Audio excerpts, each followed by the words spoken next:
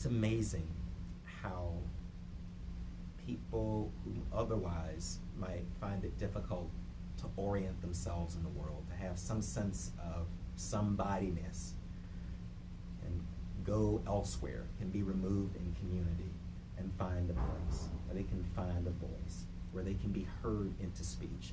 And this very thing happened in my home congregation. I observed it as a kid. My earliest memories are the singing in my home community, which was St. Paul AME Zion. That's African Methodist Episcopal Zion Church in Kent. And this was the place where I learned about the gift of being in an intergenerational community. It's a place where I learned about the gift of navigating politics of both the local community as well as grappling with the theological themes that would come alive in the world around me as played out through people's lived experiences. It's also the place where I learned about the power of freeing people through love. This home community was a place where I developed a deep curiosity for theology studies, biblical studies, and I would sit through these courses they would have in the home community. And there were always lovely mothers, older women in this congregation who would teach. They were amazing. And this space proved to be an important pillar in my own vocational discernment, because in addition to being drawn by music, I was drawn by the fervent faithfulness of these ordinary people who were extraordinary in this community. So much so that after about age 10 or 11, I was 10. I was sitting in a study on the apocalyptic literature in the New Testament, namely the book of Revelation. I remember kids thinking, oh, I want to talk about all this end and doom and gloom and all of the matters related to, red, scaly dudes who probably have got some skin issues that need to go by to CVS or Walgreens and get that taken care of. I found it always fascinating. I thought, like was the author like on an acid trip? Like, what's going on here? This is pretty vivid imagery. So I would lean in with hope and ask lots of questions. And so much so that that space became the place where I was launched into my own academic journey. Because I just so happened to be sitting in one session where one of the older ladies, one of the teachers, began to share about this very literal reading of the story. There were 144,000 people, 12,000 from 12 tribes of Israel, who will find a space into God's coming reign. My question, I remember it to this day. Who gets to decide who gets in that number? That was my question. 10. And my teacher, well, this, that, and the other, gave some very loud response, which even at 10, for me, loud never equated to right. But being the good Southern kid I am, it's, oh, thank you, thank you. Teacher continued. The person takes a look around, turns around, sees a number that no one can number. Well, who's in that number? And who gets to decide who gets there? And I got another loud response, to which I said, thank you. The teacher continued, and I raised my hand again, and I said, what happens to people who were alive before this was written? And I remember my teacher stopping, and this, kind of like I'm looking now, this very pensive, where do I go with this, happened. And something came on. I realized a few things in that moment on that Wednesday, that fall, that the first was that I realized in that moment my teacher had taken me as far as you could. Yeah. Second thing I realized was that I had a choice to make now. Do I write all of this off as a bunch of meaningless mind control, what some thinkers have called the opiate of the masses? Or do I take my questions elsewhere? I decided the latter, that I would take my questions elsewhere, and that I would do so for this reason. I would take my questions elsewhere because my teachers had afforded me a gift that they themselves had not been able to experience, which was that I had been loved into a place where I could ask questions they never could. And I imagine that if we just pause for a moment, we can all think about a person or people who have loved us into life, who've made the space for us to dream big and to ask questions they never had the space to ask. And I chose the latter. And I chose the latter because I realized that I would experience this gift like a bicycle, perhaps, like a 10-speed. You know, if you're pedaling on a bicycle with no gear, progressive gear pattern, but it's just a single chain and you're just going, you can pedal certain RPMs and you'll go a certain speed, right? Any cyclists in the room? Yes? No? Maybe so? Yes? Okay, I see it.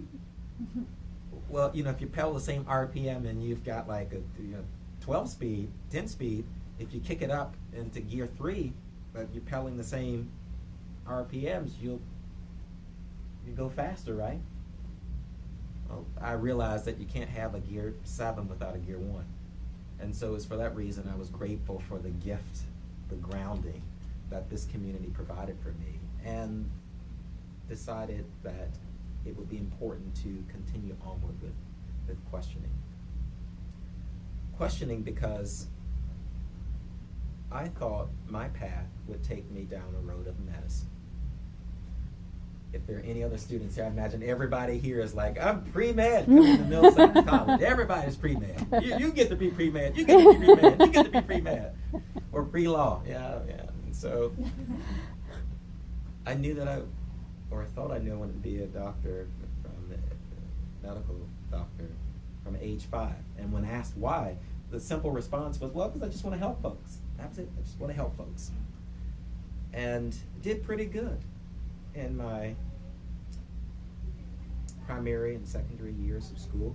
Loved the sciences, took all of the extra courses, the electives in science and engineering, placed first in a lot of science fairs. I love science fairs. Those are and had a deep commitment to always asking the questions, And the ability to ask these questions was partially fueled from this community of faith that provided the space to love me into a place where I could ask questions they never could.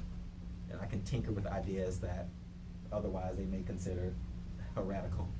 Who knows? And it just so happened that as I was coming towards the end of my high school years, that I found myself taking a look at colleges. Where do I go? I applied to a few schools here, the furthest away being the Naval Academy. That would have been a different life. Perhaps. As nearby as right here in these hollow crowds. And I got into all the schools I applied to, and ultimately decided on Millsaps because of the rich liberal arts educational experience about which I read, and my encounters with both the admissions counselors and the students who were part of this campus community. I told you 110 Acre Woods was home. There was home at St. Paul Church. There was home immediately felt at Millsaps, in the sense that it was a space I sensed and would be later proven to be true, would be a place where questions could be offered in a way that would be received well, and space would be made to delve into concepts that otherwise may be hushed, silenced, if you will, into the corners of our recesses of our hearts and minds. What I didn't tell you until now is that all of this work, all of this academic inquiry, all of this tinkering in theology at such an early age was partially related to a love for music. Since age 10, I've played piano. And from 13 onward, I also played the saxophone, the alto. At age 10, I got involved with the music, providing leadership for music for my local congregation. And it is actually that commitment to music that brought me and my family as such into the United Methodist Church in 1998. Oh gosh. I've been playing for 24 years. Holy moly, where did the time go? Goodness gracious, I just had a moment, excuse me. Wow, it's been 24 years. I love it because music provided a space to express a myriad of emotions, ideas, in a way that could both be testified to, if you will, if I can use that language, individually through my own expression and play. Also could be part of a corporate, communal effort to share, to sing. And so from 1995 onward, I found myself, in addition to being a student in school and later on into my undergraduate career, I would also be serving alongside a local congregation.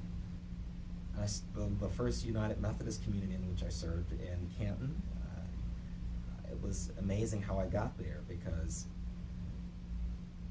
my home, the St. Paul community, I'd been a part of growing a children's choir. I remember, never forget, sitting in the community and being asked by the leadership, the minister at the time, I heard you were taking lessons. Would you be interested in playing the piano for the kids' choir? It was almost like the Price is Right moment, as the guys literally says, "Is Theon Johnson III here?" I didn't know he knew my name. So I went running down, yes, I can play. And yes, I'll do it. And so I inherited a kids' choir of 10 in 95. And by 97, I had 125 kids in that choir. Wow. It's a fascinating gift to be a part of building something while you're also learning. And it was a great experience. So much so that it led me into this United Methodist community, and eventually my family followed me from a young clergy person who says, "Hey, I'd love for you to take a look at this new merger of 4 small communities. We're trying to do something new," to which I have a few questions at 13. How many folks are here? Well, we got about 50. I've got 125 folks in my choir. You've got 50 in the whole congregation? Yeah, okay.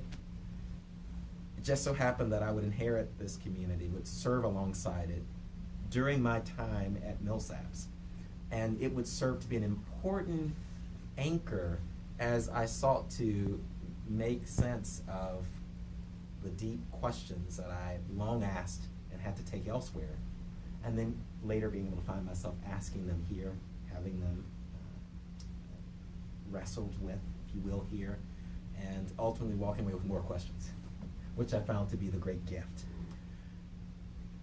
Having served alongside this community, got a chance to watch it grow from 50 to 250, got a chance to watch a choir go from 6 to 65, all while sitting in math class and sitting in Intro to Religious Studies, sitting in Philosophy of Religion, and being a part of helping create first experiences here at Millsaps. And it just so happens that shortly after that experience, I found myself sitting in another course, an Intro to Religious Studies course, taught by Dr. James E. Foley, who's sitting right back there, and found in that space some of the first opportunities to realize that the space, the home that my teachers had created in the home congregation, had a space with which they might be reckoned. And it was there, it was in these formative experiences that I found, gee, there's a real opportunity to be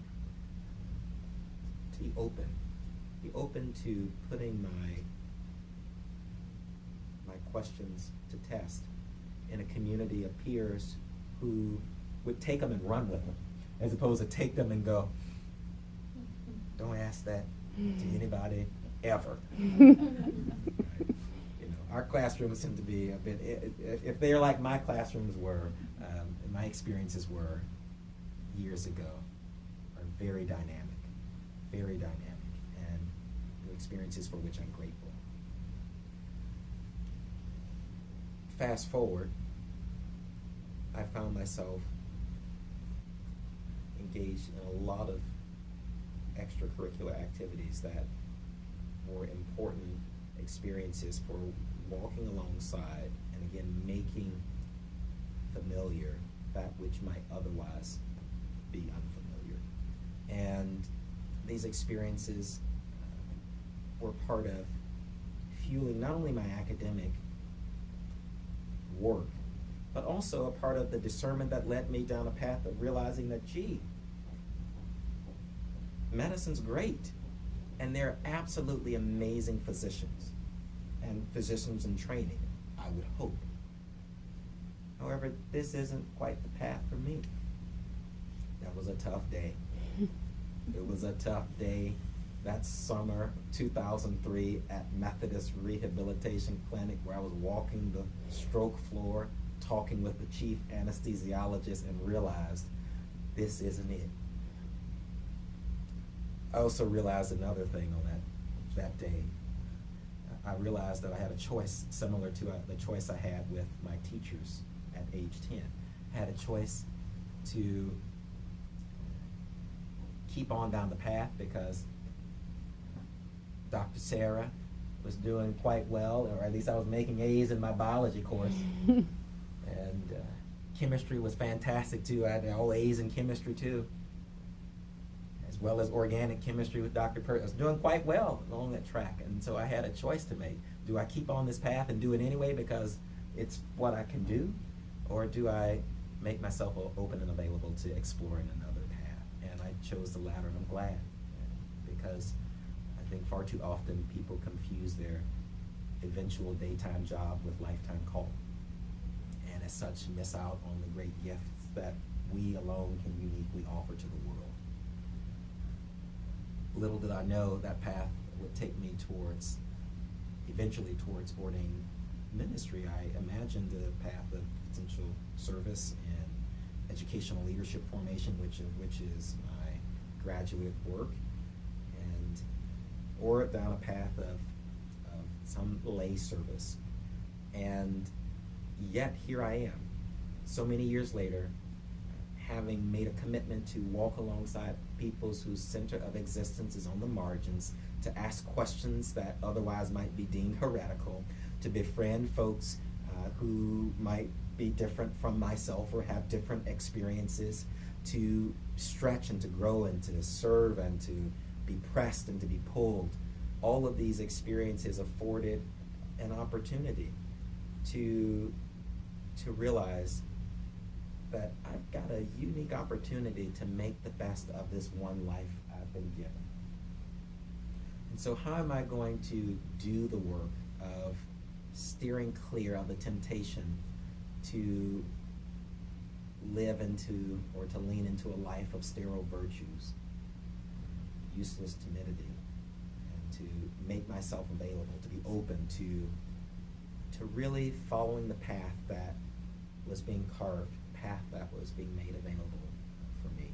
That path was amazing because not only did it lead me to graduate school and seminary, not only did it eventually lead me back to service here in Mississippi as a United Methodist clergy person appointed to serve Jackson State University, but it also led me onward into the San Francisco Bay Area to serve a community comparable in some sense to the academic experience that I gleaned here at Millsaps, to make alignments and commitments alongside people whose center of existence was on the margins. I found in that community and working alongside the people in the San Francisco Bay Area a renewed sense of energy and commitment and strength, a joy of realizing that wherever I am in the world, I can be at home.